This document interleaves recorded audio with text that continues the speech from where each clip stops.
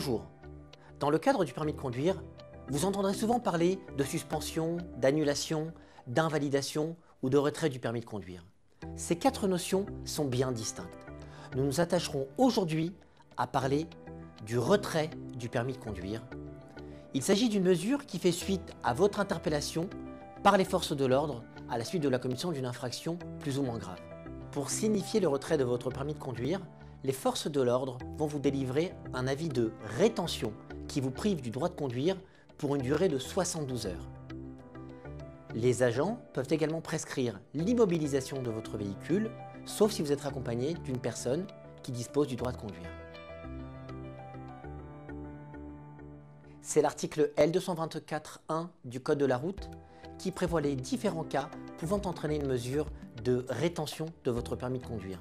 Il en ira ainsi des conduites sous l'empire d'un état alcoolique, des grands excès de vitesse, des refus d'obtempérer, des délits de fuite ou encore des conduites en ayant fait usage de plantes ou de substances classées comme stupéfiants. Malheureusement, cet avis de rétention ne vient marquer que le début d'une procédure souvent bien plus complexe.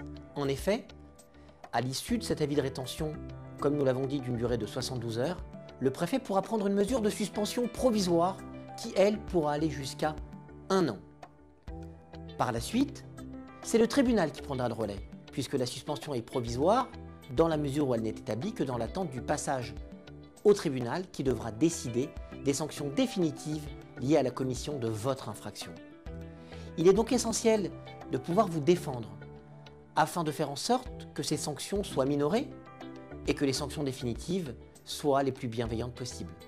Notre cabinet vous proposera de vous apporter toute son expertise et tout son savoir-faire pour vous accompagner tout au long de cette procédure, depuis la rétention de votre permis de conduire jusqu'au passage devant le tribunal.